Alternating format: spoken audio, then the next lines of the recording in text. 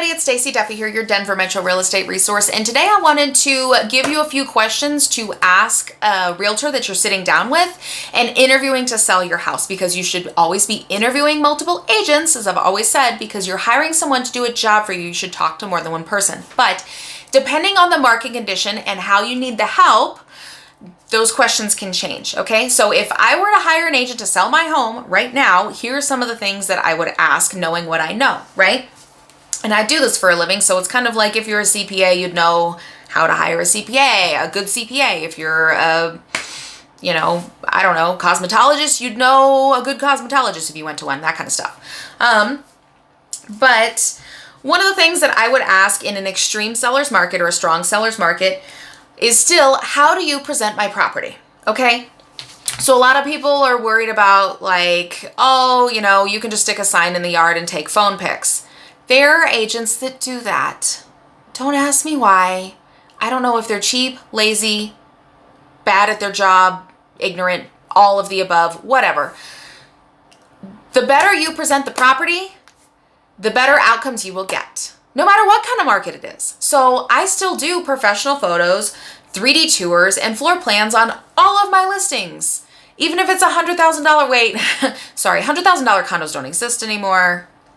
But even if it's a $200,000 condo or whatever, even if it is, I just sold a 1-bedroom apartment, 800 square foot, it's big for the size, but a one bedroom apartment. I still do a 3D tour. I still do floor plans. I still do pictures at different time of day if they have views. I still do pictures of all the amenities. I'm going to present that property in the best possible light, no matter what the property is. And your agent should do that, okay? Should help you with that. So ask them how they present the property.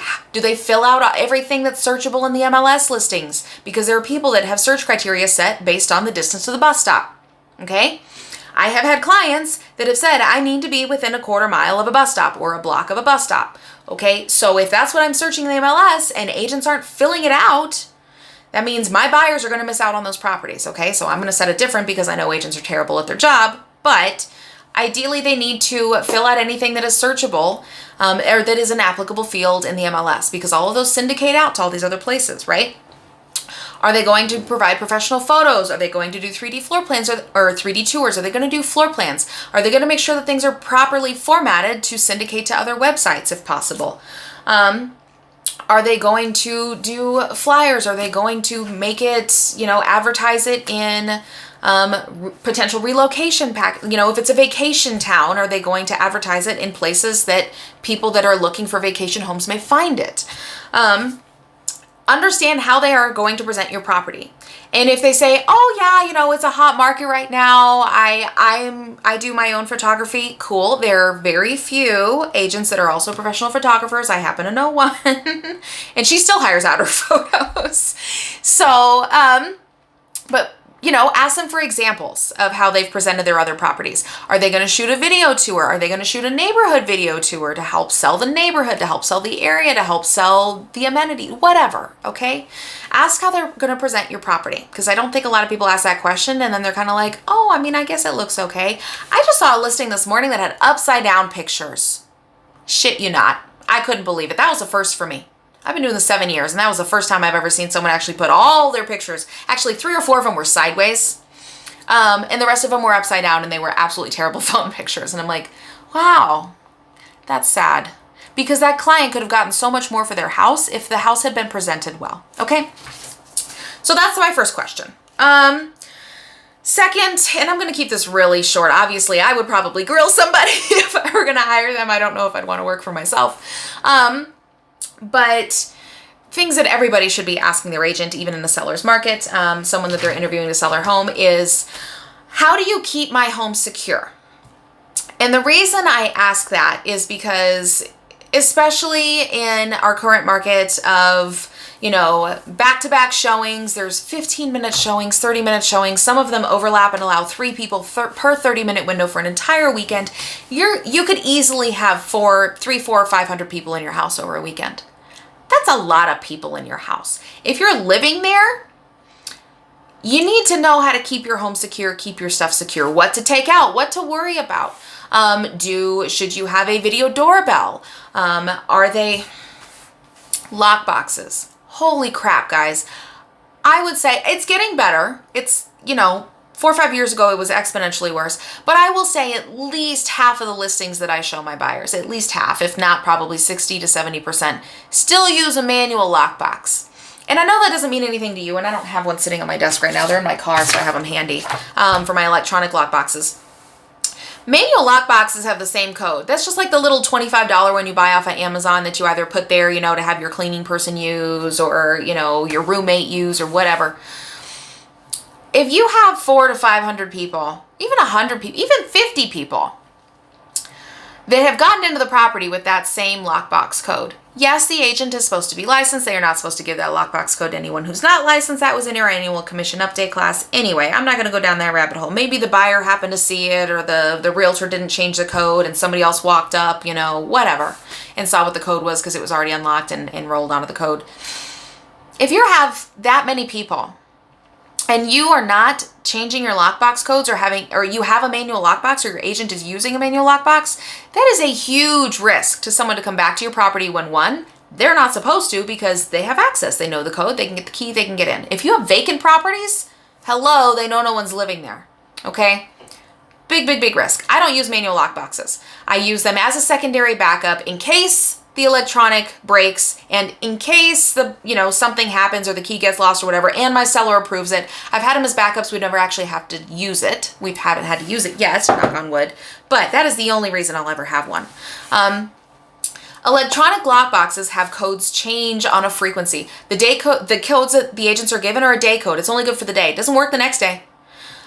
We also have logs of who was in the property and what code they used to get in and when they used to get in. In today's day and age, manual lockboxes should not be used. So ask your agent how they're going to keep your property secure. Are they going to limit the showings to one person at a time? Because the more people you have in the property at a time, the more things are going on, the less people are paying attention, the more risks there is, right?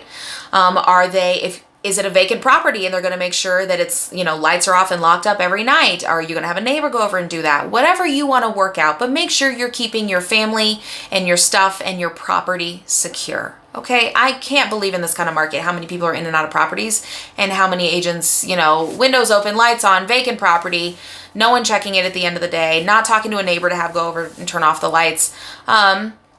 And how many people will have that code for a manual lockbox. And I'm just like, that is just way, way, way too risky. I would never put my clients at that kind of risk. Okay, so ask them how they keep your property secure. Do they use electronic, manual, check it at the end of the day, whatever. All right.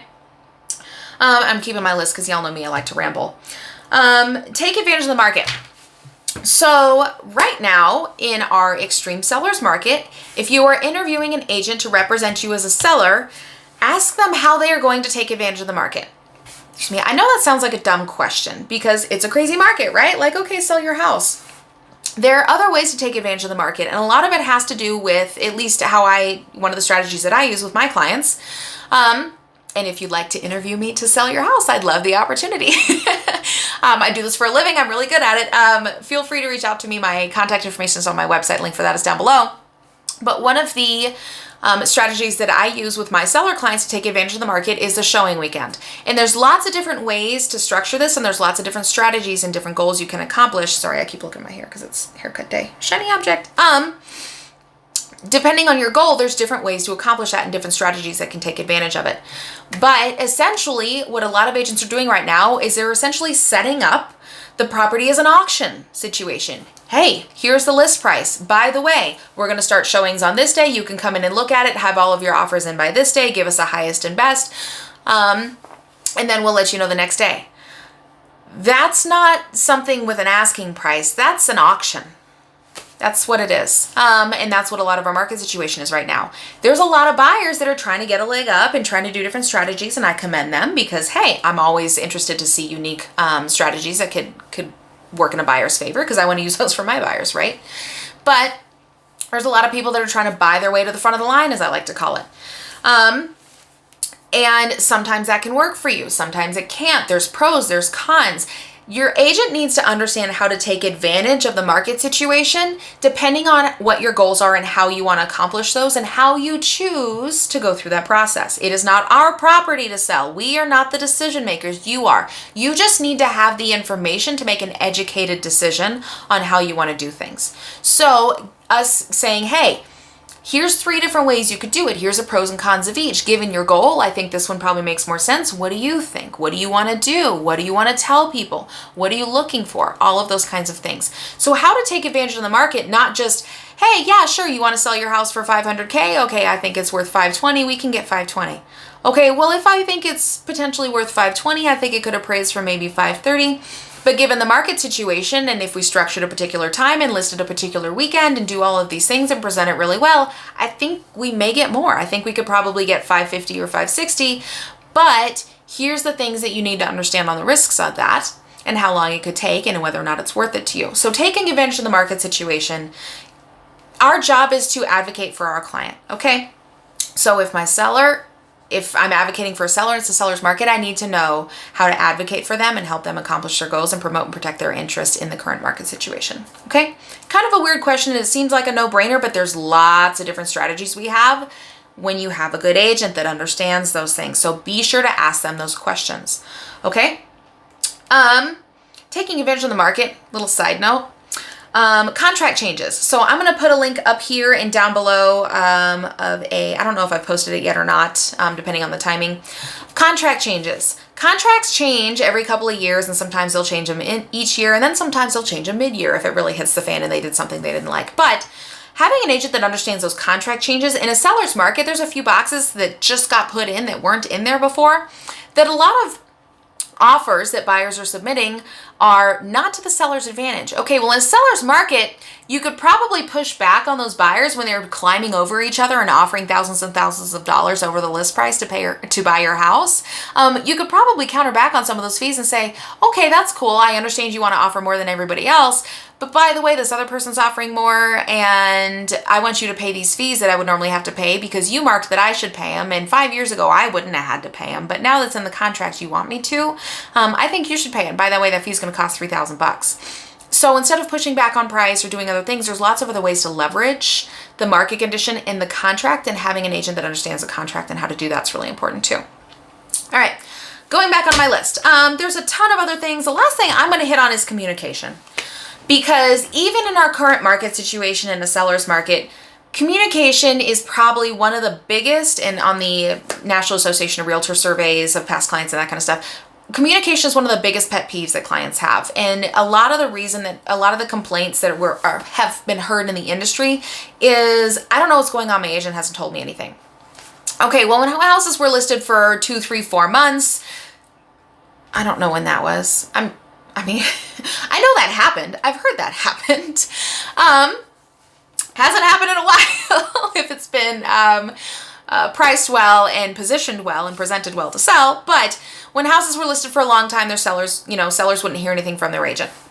It tends not to happen as much, but still, even in a current market, you need to know how your agent's going to communicate with you. What method? Do you want text, phone calls, emails? I've had a seller that liked to communicate via Facebook message. Not my preference on how I conduct official business, but that was their preference, and that's what they let me know, and that's fine. I just need to know that because I want to make sure that I accommodate their communication requests and that I communicate them in a method that they like to be communicated. I've had clients that are blind, that are non-sighted, and so communicating them into written forms that can be dictated to them is much easier versus, taking pictures of things and sending to them that may not be able for them to be able to see them and read them very easily. So understanding how you like to be communicated with and asking your agent, what frequency can I expect to hear from you? What points in the process will you give me updates? When something hits a fan, or if something hits a fan, when are you going to tell me? Okay? Some agents get really scared and they don't make phone calls when it hits a fan. They get really quiet.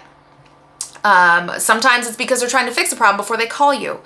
Lots of different things, but asking them how they're going to communicate with you and keep you updated through the process is absolutely crucial, okay? And setting that expectation and that ground rule for them going forward can also make a much better working relationship. So, like I said, there's a million more questions. those are just the ones I'm going to hit on today and that I'm going to stay on track on because it's already almost a 15-minute video. Sorry, guys. But definitely interview multiple agents when you're looking to sell your home. Even in the seller's market, we have a lot of value we can pay for ourselves very quickly, especially given the contract changes in the market conditions and taking advantage of the market and all those kinds of things. So don't be afraid to interview agents. We respect people that ask us questions, okay? That means you understand the process. That means you value what we do. So don't hesitate to do that, all right? If you're looking to sell here in the Denver metro area, please feel free to interview me. I would love the opportunity to interview. I am very good at my job and I'd love to prove to you what value I can add in the process. I'd also love for you to have me as a reference when you're interviewing maybe a realtor that you've used before that you know, like, and trust. Great. Use people you know, like, and trust, but still interview other people because it also gives you confidence in your decision and selecting them. In case something goes wrong down the road, then you're not saying, oh, I picked the wrong person. It's like, no, I picked the right person. I talked to 2 or 3 other people. I still think they handled it the best that they possibly could. And this is the situation that we're in and we'll get through it. Okay? So interview multiple agents, be an advocate for yourself, make sure your agent is going to be a good advocate for you in the process. And thanks so much for the time and have a great day.